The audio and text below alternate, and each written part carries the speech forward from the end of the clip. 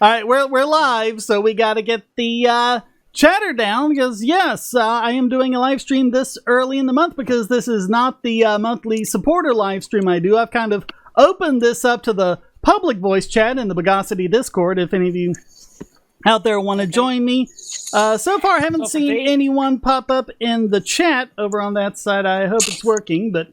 We'll see if anyone comes in there. Ladies and gentlemen, in today's live stream, Shane is going to show us how to hunt, skin, and properly cook squirrels. No, not that kind of squirrel. This is SQRL, Secure, Quick, Reliable Login. So I got a question for all of you.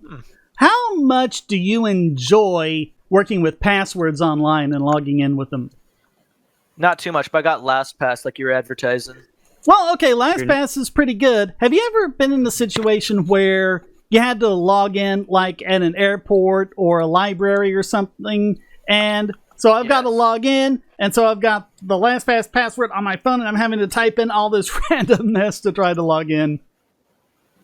And you've still got to put up with things like two-factor authentication, and we emailed you this code, we texted you this thing. Squirrel. Yeah, I dealt that with like. Oh yeah, Squirrel is secure, quick, reliable login, and it eliminates all of that. Really? So I just want to show you a quick demo. If you look here on the live stream, you will see that I am onto my podcast page, the part where I log in whenever I want to upload a new podcast or anything. I've got my username and password fields, but they are not filled out. So what's going on there? Underneath that, I have this thing that says sign on with Squirrel. And you'll notice when I click it, I get this little arrow going up top to this little logo that's flashing. That is a browser extension that has my Squirrel identity in it, and I'll explain what that means in a bit, but I want to show you this. I log in, and there I am. And that's all that happened. I didn't have to type anything in. I didn't have sick. To, yeah. That's pretty cool.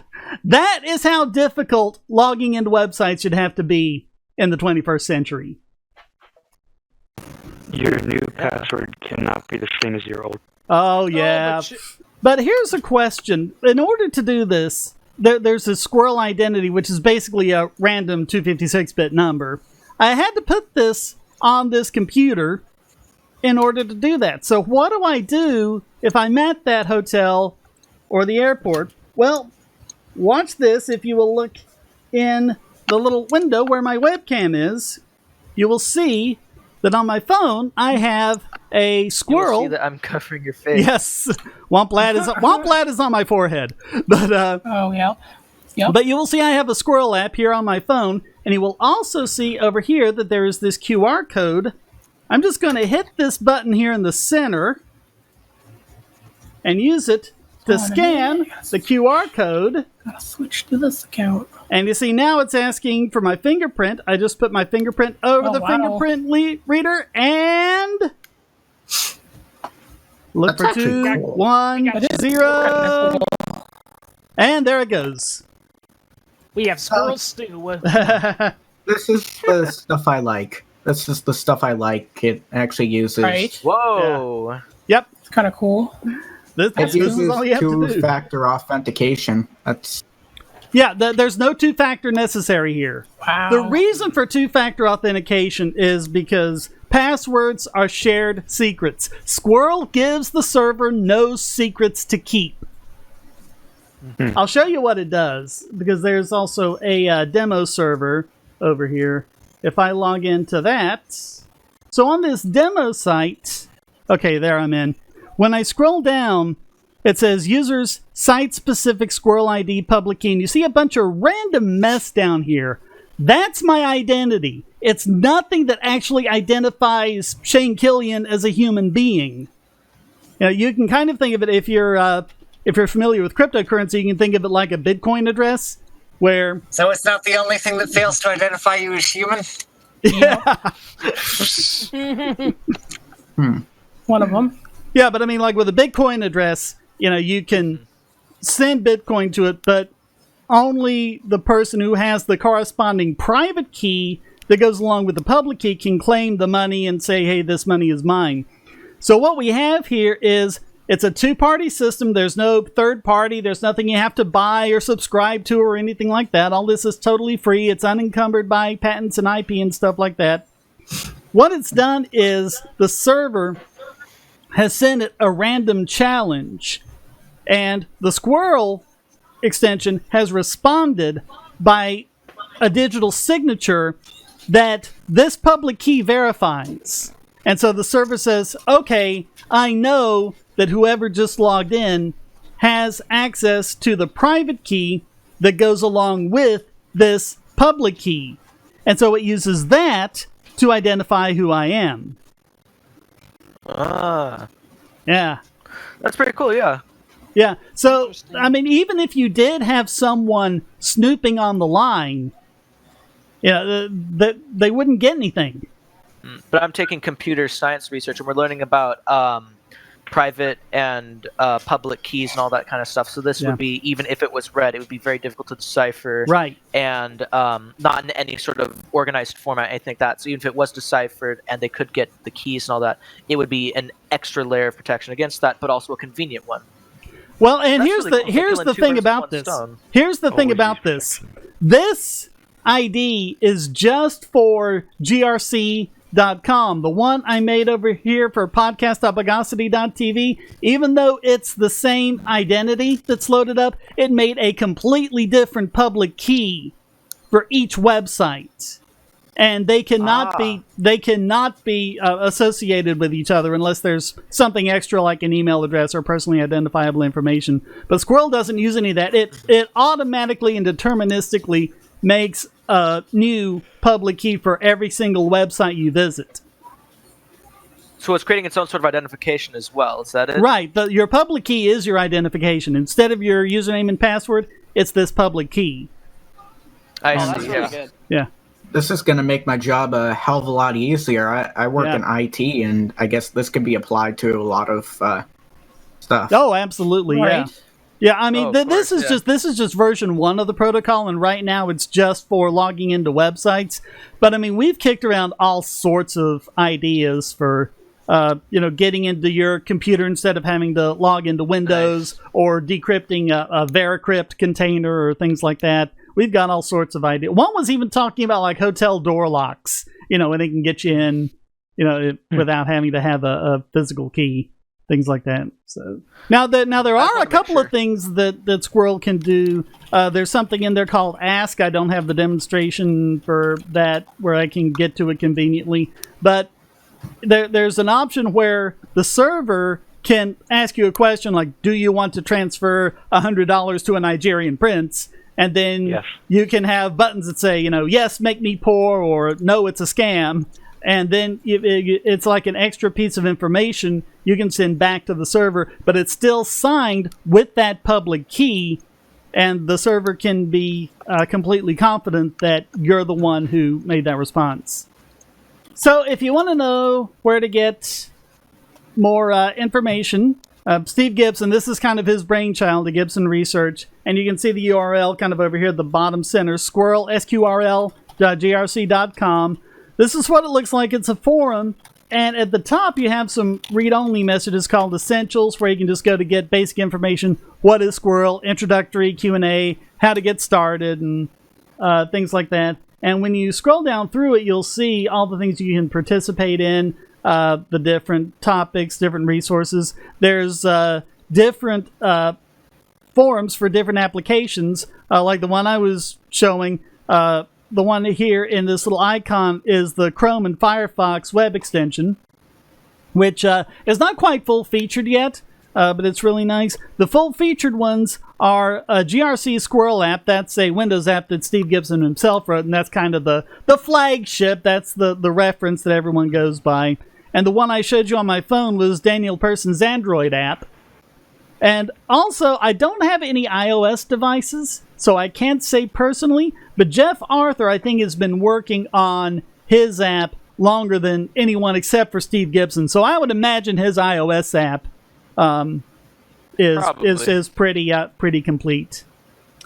And I would also point out, like, if you scroll down further, there's server-side solutions.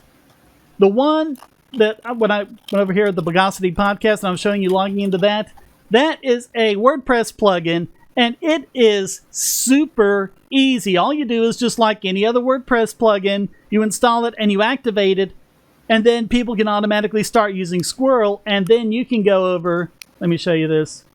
If you go over here at the top right and go to edit my profile, wait for that to load up.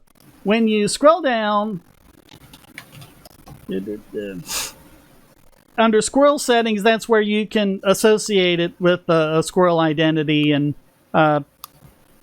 then from then on, you can just log in with SQRL and you don't have to type in the password.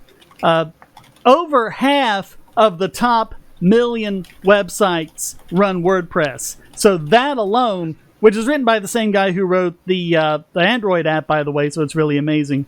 A SQRL identity sounds kind of like a persona. What's oh my that? goodness, it really does. Oh my god, great. You just started something terrible. What sounds like a Yeah, persona? it's going to be hell on the Lord Killian. A SQRL identity. Oh, true. I mean, that's just a new demographic to market to. There you go. I there mean, you go. as Go a to the furry conventions I and tell them all must about say, SQRL. It's very enticing. George I Viad. sexually identify as a tank. George Viad in the chat says, "Too bad WordPress is a train wreck itself. Add plugins and you're doomed." Yeah, there's a lot of problems with a lot of plugins. With the ones that, with all the apps that are listed here at squirrel.grc.com, all of these have kind of been vetted by the community, and you can pretty much be confident in all those. But yeah, you got to watch out for a lot of those WordPress apps, because we've seen so many security flaws come into WordPress websites through those. But yeah, that's over half the web. And then there's a couple other people who are working on server components, and there's also an API for servers, like this forum here. This is Zenforo. A guy named Rasmus did the because you can log in with SQRL on the forum, of course. If I go here to log in, you can log in with SQRL. So he did the Zenforo plugin using the SQRL API. He didn't have to know the first thing about SQRL to write it, and he said it was just super easy. He just used the API because the server piece is already running on this server. So everyone's just doing all sorts of work to make this thing really easy to implement. That's super cool, yeah. Yeah. So something like a beginner or someone who's like hardly intermediate like myself could do. Yeah. I mean, this is super easy. And I do want to show you a couple of things, because in order to start all of this off, you need to create that identity to begin with. And again, if you're familiar with cryptocurrency, you know when you create a crypto wallet, you know the important thing is you're creating the keys, and then you got to store them somewhere secure. So this is one of the things that it gives you when you create this. There's an identity that you print out to have as a backup. And so you print this out and you put it with all your important papers, you know, your birth certificate, everything like that.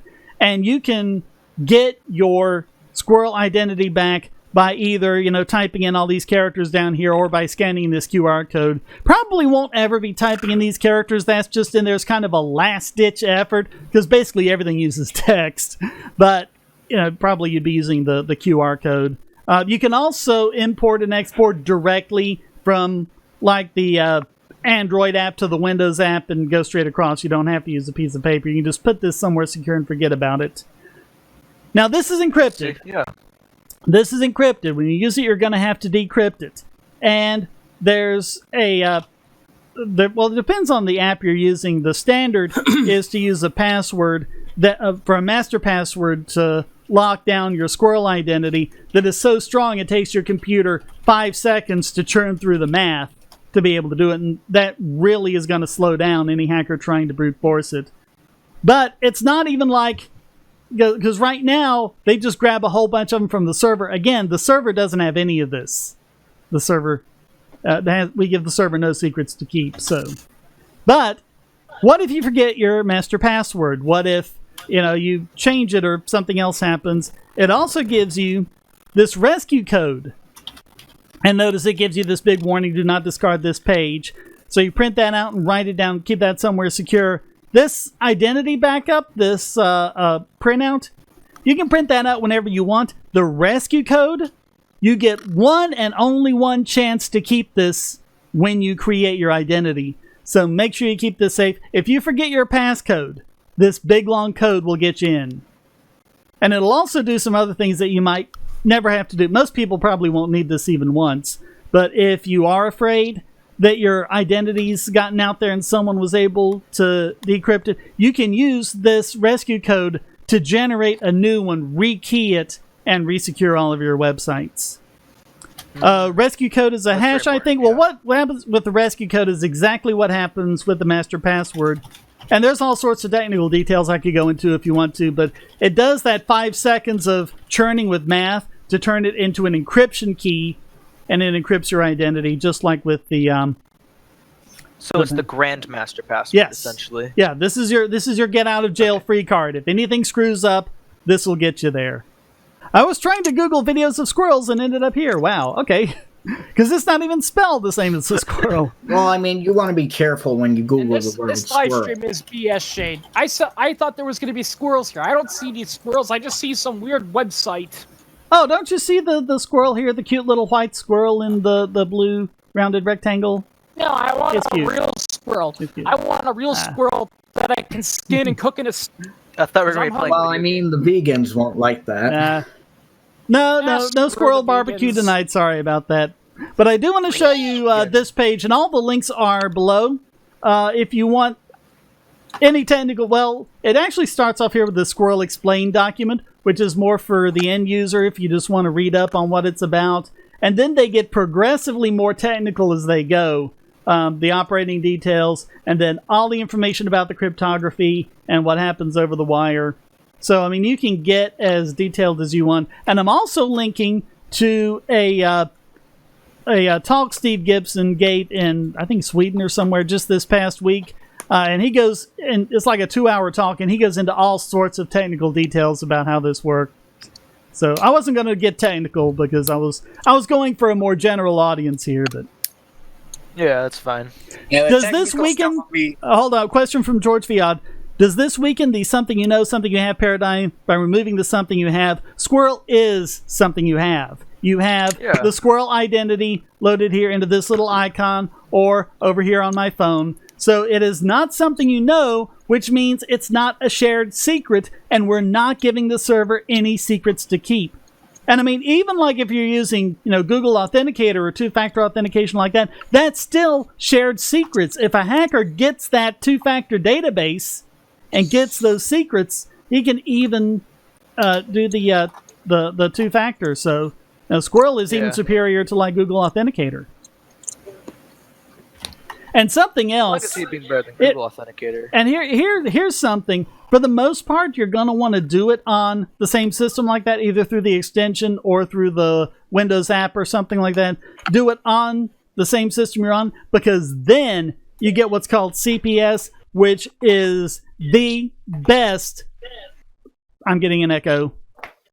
Yeah. It is the best phishing attack prevention I think even exists. You don't get it if you do like I did earlier with scanning the QR code. That's called cross-device login, because in order to work, the Squirrel app needs to be able to talk back to the browser. But as long as you're on the same system, as long as you're using an extension in that browser or an app on that same machine, or if I'm like on my phone but I'm browsing to a website on that phone and I tap and use the Squirrel app on that phone, if it's on the same device, I get all of those phishing protections. And it's amazing. Really cool. Yeah, it's amazing because the server actually breaks down the entire session that the man in the middle doing the phishing attack is riding in on. It tears all of that down, gives an entirely new session link to the Squirrel app, and the Squirrel app passes it back to the browser as a 302 redirect, and then you're taken away from the phishing site or where there could be any other mischief. A brand new session is created and you're on and you're secure. It's amazing. Would be nice if you could have Squirrel plus YubiKey. Actually, a few years ago, what's her name? Stina, I think, or something like that at Yubico. Steve Gibson met with her and showed Squirrel to their engineers and everything. And apparently they're really excited about that. Now, they're not going to do that until there's a certain amount of the World Wide Web that has adopted Squirrel, because that would be an expense, and they want to make sure there's the demand for it. But yeah, they have seen Squirrel and they are interested. So there's a lot of potential here. Yeah, of course. You always want to support things when they're in their infancy so that they grow into something a lot bigger. Right. Yeah, so the big thing now is just trying to introduce it to users into websites, getting more websites supporting it, getting more users on board with it, and just trying to grow it from the grassroots up. Is this a sponsor of some sort, or this is not any kind of sponsor? There is no company behind this. There is nothing to buy, nothing to subscribe to. This is completely open and free. It's unencumbered by patents and IP and everything else. The spec is completely open. Anyone who wants to can take it and do whatever they want to with it. Make your own apps, extend it however you want, whatever. This is an open protocol. Are not sponsored by Raid Shadow Legends. I don't even know who they are, so we can't. It's not like a lot of YouTubers have been being sponsored by this one mobile game, Raid Shadow Legends. It's just kind of a meme. Okay. Yeah. Everybody who's I'm not big enough to get sponsors, so please understand this. When you go to the forums and you see all of the developers here, from Steve Gibson to Jeff Arthur to Daniel Person and all sorts of people like that, everyone who's working on this, none of us stand to make any money off of this.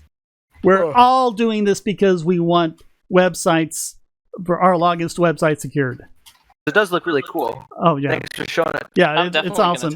It's awesome. This has been like 5.5 years in the making. I remember when Gibson first announced it, and I went on to the he has this whole news group that's like, if you know what news groups are, they're 90s technology, but they're amazing. I think they work a lot better than forums do. And so for 5.5 years, we've been developing and testing and turning upside down and shaking. And like, one question is, if you're running Linux, this screenshot here is Linux here. This is Ubuntu. The web extension runs on Linux, of course. There is a category here for a native app for Linux, but I'm not sure where development is on that. But we have gone to great efforts to make sure that the Windows app runs under Wine. And there might be a couple extra things you have to do, but you can go into the forums and see that. I think if you're on like one of the GNOME systems, you actually need to set some things up. I actually wrote a script to do that, and you can download that script in there and get that running. But I mean, you can see all of this on the forums. All sorts of questions have already been asked and answered, and everyone there is really friendly and helpful. So if you're interested, please come check it out. By the way, do not live stream your identity printout and rescue code the way I did. This is a sample, but you can see up here, I called it sample ID. You can call it whatever you want. That's just, how you name it. Question from George Viad. Is the identity shared and uniquely identifiable to the sites you use it on in a way that are cross-site identifiable? I covered this earlier, but it actually makes a brand new, completely different ID for every single website you visit. It's actually based on the domain name. So, like on grc.com, it'll, when you do, well, let me show you this. Let me get back to where I can scan the QR code. Let's start talking about Squirrel and Rust. It was DiCaprio. You're right. All right, so if I scan this QR code, I think you can see it best on the... All right. If I put it up here, you can see in big bold letters it says www.grc.com. That's not only letting me know what website I'm about to sign on to, it's letting me know what identity it's going to create. So if you have another one for a different, well, even if it's different by a single character, it will be a completely different identity created, and there will be nothing to cross them over. There's a Bogosity Discord. Yes, there is. Discord.bogosity.tv. You can see it up there in the links.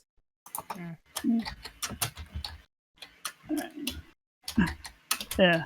E.g., can this be used to track you? Yeah, that's been a concern of ours, and we really wanted to make it so that that didn't happen. And yeah. Now, of course, if you log in and then the website separately asks, what's your email address, and you put in your email address and it's the same, they can still track you that way, but that's got nothing to do with Squirrel. Squirrel is just about logging in with your identity. Let me tell you what links I've put down below so you can see what's there. There's the Squirrel forum, squirrel.grc.com, and the demonstration where I just was. Hang on. That site right there where you can just try out logging on. There's the main squirrel.htm page, which is here, and you can get all of the information on it. And then underneath that, I went ahead and gave links to the Windows app, the Android app, the Chrome extension, the Firefox extension, and then the WordPress plugin. Although really, the thing to do there is just use WordPress to search for Squirrel, SQRL. And then the last link there is the video link to that talk that Steve Gibson made that I mentioned earlier. So please check all of those out. Reddit thread that guy was talking about, and it's just like, it's just Reddit. Them saying like he's selling snake oil and all this bull. Oh, I haven't seen that, but yeah. I mean, you're gonna have the haters. Reddit, the better life is. I would urge anyone. I mean, we are extremely open to criticism of Squirrel because that's what we've been doing for 5.5 years, as we've been finding all these problems and trying, because that's what you want to do with something like this. You want to find all the problems and fix them. So you can come into the forums and do that, and people are responsive. Just you probably might want to make sure you read over the specification first, just to make sure we have it all. Because after 5.5 years, I think most of it's been covered, but who knows? Maybe we'll have a good idea. I would love to stay in chat, guys, but I gotta go. I gotta take a business call. All right, we'll see you, Pops. All right. I think I have to head out too. All right, we'll see you, Daniel. Stuff acting up. Yeah. Later, Pops. Executioner out. All right.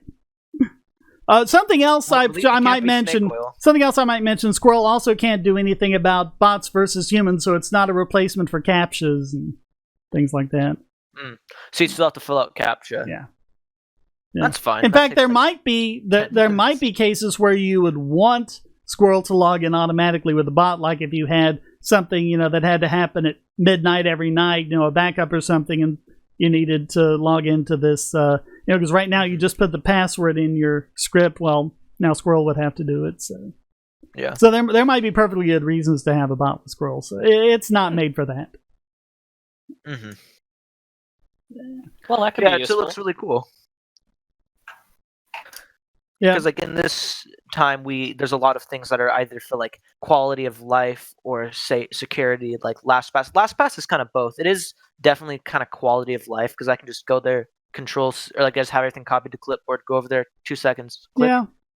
But this, I think, it's mostly for security. This something is a lot better because they always talk about, there's this trade-off between convenience and security. I think Squirrel gives you both. There's no trade-off here. Yeah, I mean, and I think the size of it. Well, and most users, I don't think really care about that, and they don't want to have to set up like two-factor authentication or the email verification or anything like that. Users want, give me a button to push to make it work, and Squirrel does that. Mm-hmm. There's an initial setup. There's an initial setup that you have to get through, but after that, you hit a button and magic happens, and that's what most users are interested in. By the way, Squirrel is not supported by advertisements. You will not get any ads with Squirrel. That's good. Trying to bring it back to the topic. Again, I want to emphasize this. None of the people involved are out to make money on this. They're all volunteering. So then it's just a matter of education. And I mean, speaking, in my experience, people's passwords are terrible.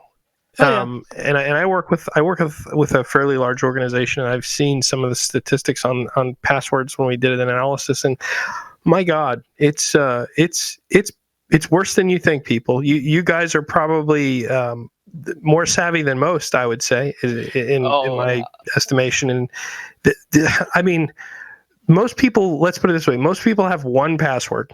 Yeah. And that password is bad. Because it's probably already been broken. They don't want to put up with it. They don't want to type in a whole bunch of crazy characters. They don't want to have to remember a different one for each website. They don't want to have to install another weird thing to keep up with, like a yeah, but honestly, LastPass itself falls short, because even using I've used LastPass before. I use KeePass XC myself, but LastPass, I've walked people through using it. It's kind of a pain in the ass. Sometimes, frankly. Sorry, I'm not sure if you're. I mean, it's yeah. I want to demonetize you here.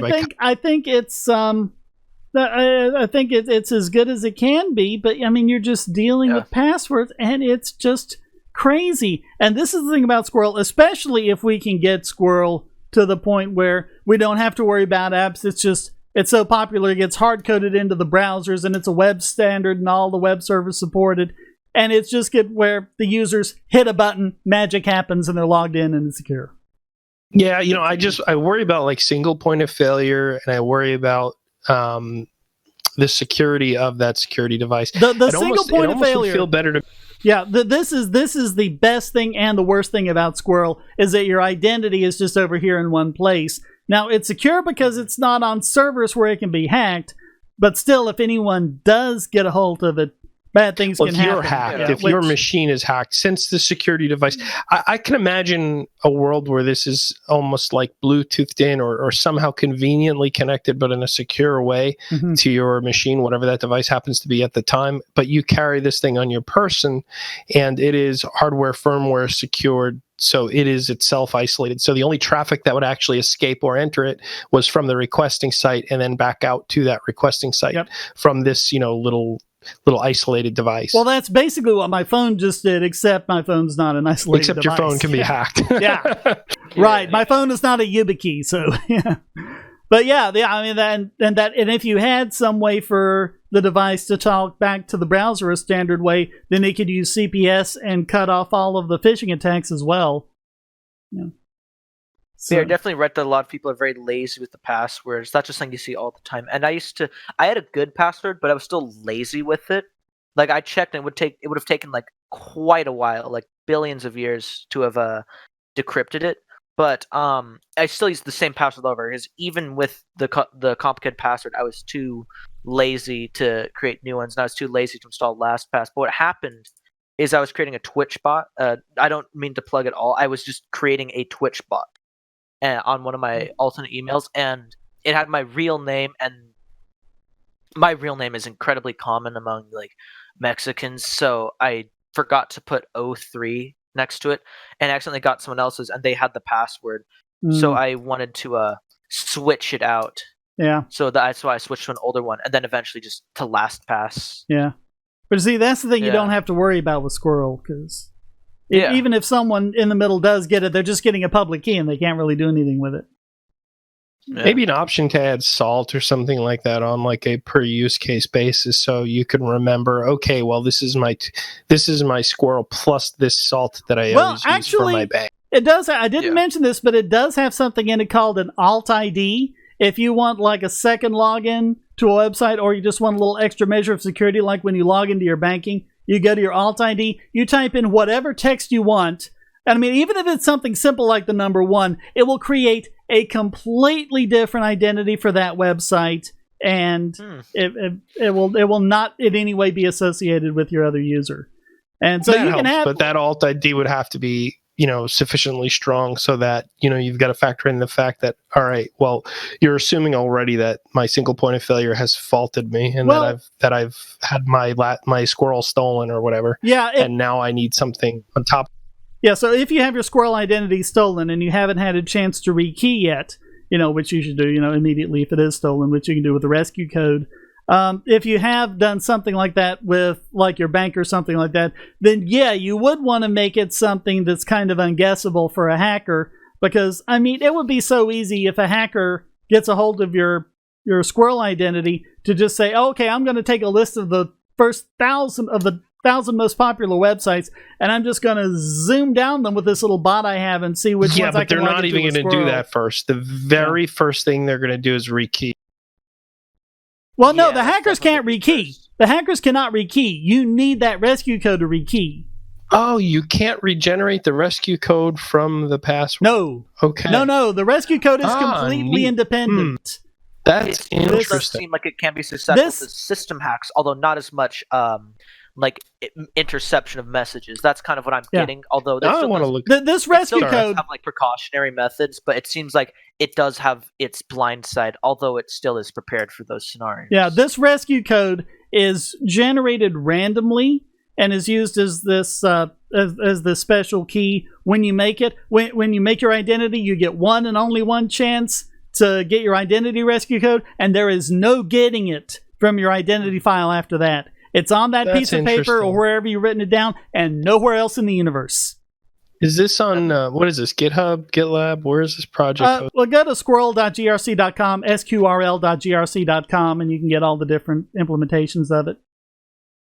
Is there a link in the video description? Yeah. Or... Yeah, I got all sorts of links in the description. I went through them a few minutes ago, yeah.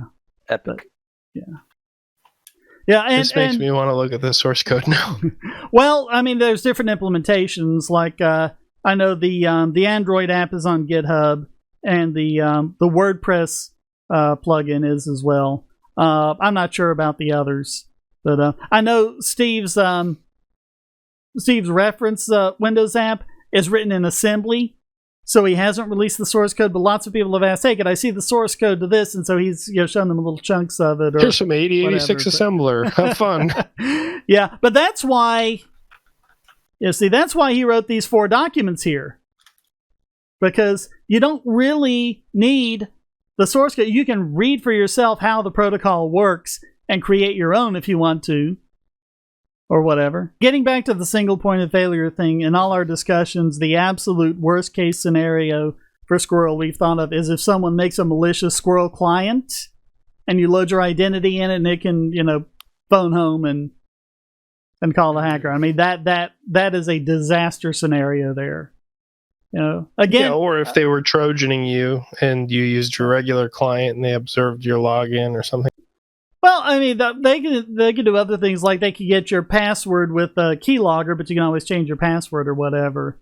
Generally, we've thought that once you get malware on the machine, you're pretty much done. But the absolute worst would be because the client does everything to keep that 256-bit random number secret, and even other malware on the machine can't get to it, but a malicious client would be able to get it and send it home to the hackers.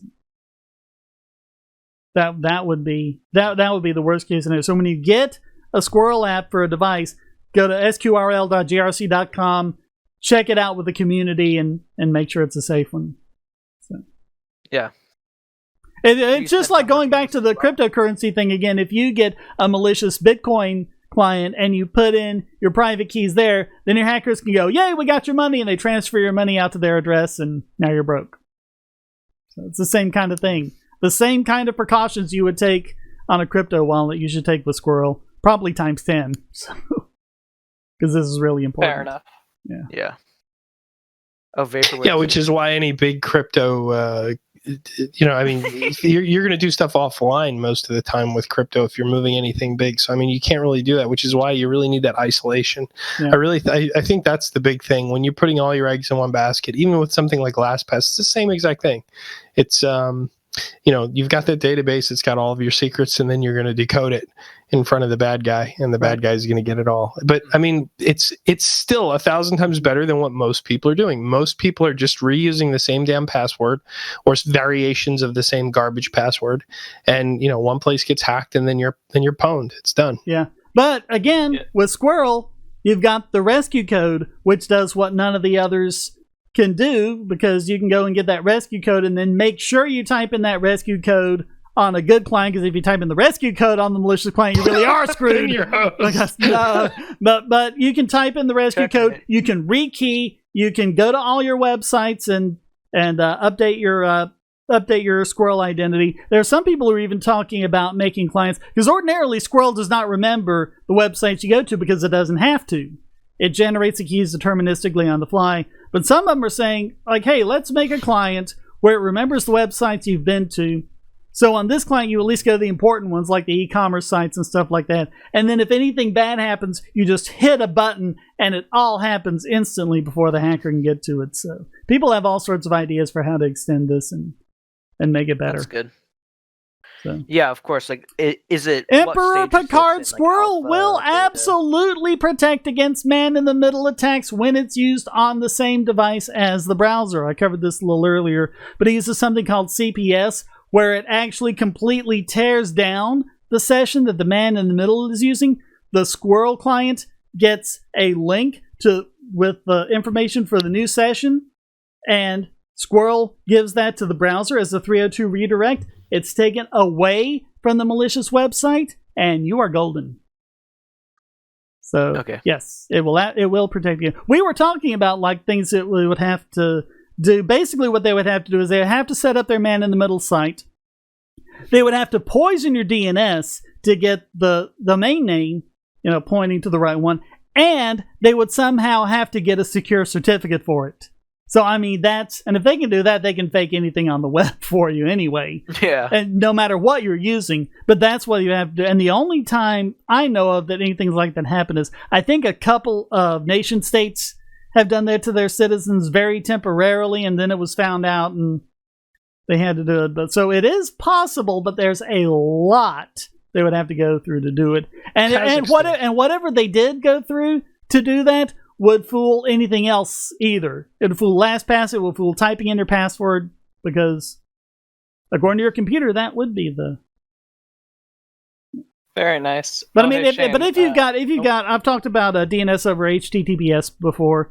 I got a video on that. But if you set that up and you're connected to a trusted server like Cloudflare or Quad9 or something like that, then they won't be able to poison your DNS because they're not using the DNS, that you're set up with, that your router uses or whatever. So you're actually going to that. And if we can get DNSSEC, which is a way of verifying and authenticating those, and that has to be done on the back end. That's nothing a user can do. But if they do that, then we'll be able to verify that the DNS record that we're getting is actually the one for the website. So there's a lot of people out there working on new secure standards. So I take like a computer science class, and we've been doing cryptography recently, and I look back at Shane's old introduction to encryption guides, and those really helped, especially because I saw the Alice, Bob, and Eve thing. Like, oh yeah, I know what this is from. This is like universal language. Yeah, that was from encryption. Was that the original RSA paper? I think that introduced them, like back in the 70s or something like that. I'm not sure. Yeah, they have been around for decades. Yeah, but we're doing research on that, and I want to look at the mathematical formulas for like how we came up with certain encryption stuff with like modulo and stuff. We're doing very basic stuff right now. Like we're still only like 2 weeks into encryption, but it's really cool. Yeah, you see a lot of modulo division. You see a lot of XORs. Mm-hmm. There's a lot. It's amazing how simple some of it is. I know, yeah, because I remember the teacher's like showing us all this crazy stuff that it takes to like make a computer, and like NANDs and stuff like I'm not saying NANDs aren't complicated, but it's like there's this thing NAND game, which is how you can basically build your own computer by creating all the adders and stuff, and it gets insane, and so much of it is really not needed to make these incredible algorithms and all this stuff. It's really cool. Yeah, just and some of them are just mind-blowing. In Redstone. Some of them do. I mean, SQRL's cryptography uses elliptic curve encryption, and I mean, this would not have worked with RSA encryption, but with elliptic curve, you can just have this. Like I said, it's a central 256-bit number. You take it, and you'll learn about an HMAC, which is a way of hashing two things together, a message and a key. You hash that with the domain name. That gives you a completely different number, and then you use that as the seed for using Dan Bernstein's elliptic curve 25519. You just put it in there, and it just automatically, makes your public key, and you can sign something with it. It's just so easy. Nice. And there's something Dash is using now, which I read up on this and it blew my mind. It's a BLS M of N hashing, and M of N is like if you want a consensus of like 6 out of 10 people, and so they all create their BLS keys, and they all post their public keys, and so everyone says, okay, it's these 10 public keys, and anytime any 6 of these sign something, it's valid. And all they have to do is you just post something, and then they just start signing, and there's this, it automatically makes this public key that you can use to verify that consensus without creating the private key, And then once at least 6 of them sign it, it makes a valid signature, again, without ever using the private key. It doesn't even use it and then dump it. It doesn't even have to calculate the private key. The private key never exists. That blows my mind. Really cool. Very nice. I'm gonna have to show this to the teacher. They'll blow her mind. Yeah, this is really cool. Yeah, stuff show. Here. Like I said, in the below links, there's Steve Gibson's talk that he just did somewhere in Europe, I think Sweden or somewhere. But I mean, he goes on for 2 hours and he gets really technical with it. He's talking to the technical audience and answering all sorts of questions. So that's probably the one the teacher would be interested in. Yeah. Oh, this is so cool. Yeah, this is really cool. I want to figure out for myself. This looks like it could be cutting edge, and if it caught on really well, that would be it'd be really important to have been on it really early, because then you're already familiar with the features and all this. Yeah, and it's all standard off the shelf crypto. Nice. Yeah. I'm sure you'll learn about the libsodium library. All of Squirrel's crypto is in libsodium, so it's all standard, tested, tried and true crypto. Nothing. It seems like stuff I could get down in less than a day or two if I just studied it. Well, just check out these 4 PDF documents, and it'll tell you everything you need to know on the Squirrel page. And then Google's quantum supremacy steps on us all. Well, Squirrel has a version number, and the very first thing that happens with the client and the servers, they agree on a version. Now, of course, it's just version 1 right now, but it's set up because when they get quantum computing going and they can get it where they can run Shor's algorithm on the 256-bit key, then it'll go through elliptic curve 25519 like just tissue paper. It'll be gone. So we'll have to upgrade the protocols to whatever the standard post-quantum. Some larger number of bits.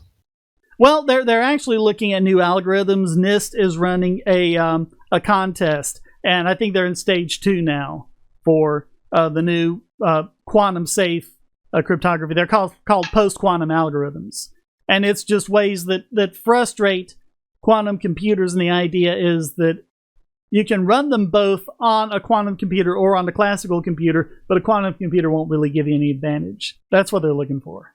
I've heard. I don't. LastPass is just the one I use and recommend. But I mean, at this point, Dashlane, 1Password, and all the others, I mean, at this point they've been developed to the point where they're really just as good, and it's mostly a matter of personal preference. So it's like they say about diets: the worst diet is the one you won't stay on. Well, the worst password manager is the one you won't use. So if you don't like LastPass's interface but you like Dashlane, use Dashlane. Emperor Picard in the chat. I was thinking more along the lines of a public computer and using your phone. How does it protect against man-in-the-middle then? Right now, CPS doesn't work cross-device because it needs a way for the remote device to talk back to the device you're logging into, the phone to talk to the computer or something like that. But it can help because if the man in the middle is something like if it uses like a DNS poisoning and your phone has its own DNS, it's going to be connecting to the real website and not the hacker's website. So in some cases that might frustrate it, but I mean, it won't frustrate it in the way that CPS does. So that's why whenever possible, and you're using your own computer, use Squirrel on the same device. So maybe in the future there'll be something like, NFC or Bluetooth or something like that will let us set up those standards. So with cross-device, we can have the Squirrel app on the remote device talk to the browser. That's all we would need to do. Through. Yeah, that's all we would need to do to get that working. We just need to get that new session link to the browser so we can redirect. And that's all you need. But right now, there aren't standards in place for that. But yeah, I mean, it's not perfect. Ain't nothing perfect. But man, with the technology and the standards that exist now, I think this is as close to perfect as we're going to see for a while. And if Squirrel takes off, then that will be an incentive for people to create the standards that will do things like, let CPS work cross-device and other things like that. Having so you don't have to worry about a malicious Squirrel app. Have it hard-coded into the browsers and the OSs and things like that. And Steve Gibson has been, cheerleading this thing to, Yubico and a bunch of other everyone who sees it loves it. So good. I can't imagine it eventually not getting to people at, Microsoft and Google and places like that who go, what? And really get on board with that. Hopefully they're They not just like Reddit. ignore everything. They just call it snake oil. I'm from Reddit. It's snake oil. I use the big boy word. I mean, Up until I don't know what. If you look at Google's like security arm, they're really good. Because remember, Google does Project Zero and stuff like that, and they've got people like Tavis Ormandy and other people like that doing a lot of good Google's stuff. cool that way, but Microsoft, they just don't care. They're like the honey badger. They're just, I mean, I don't know until what version of Office they were still using the, no, it's not Office. What was it? It's the, what is their email client? Outlook. Oh, yeah. What version of Outlook were they still using the Microsoft Word HTML processor?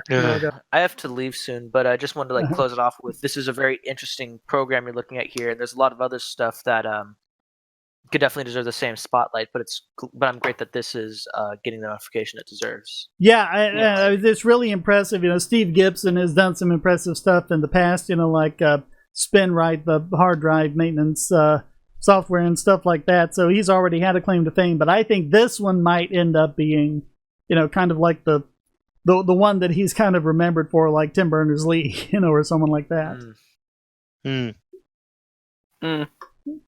This is looking very promising, though. Yeah. Oh yeah. Yep. So yeah. Goodbye. You got all the stuff you need to read up on it. Anyone else got anything to say, or are we about ready to close this off? Or I guess the last thing I'd want to think about is, kind of the same question that I generally run into with the libertarian issue is like, how do you get adoption? And it's kind of a chicken and an egg sort of question, I think. How do you get the providers to provide the endpoint so that you could use SQRL, and then how do you get people to know more about SQRL? It's tough. Well, but that's why there's been all this development, for all the different clients that people can use. A plugin you can just put right into WordPress, an API so you can very easily, put it on whatever server system you want to and code it for what you want to. Yeah, I'm kind of like that I was able to have a live stream that like everyone could get into and it didn't get too totally out of hand. Yeah, it's very nice. It's very chill. Yeah, not like the herding cats libertarians usually are. Yeah. All right. Thanks, everyone. I'm going to head out now. I'm glad you all enjoyed it, and I hope to have lots more good news about this on the future. And until next time, stay strong and be free.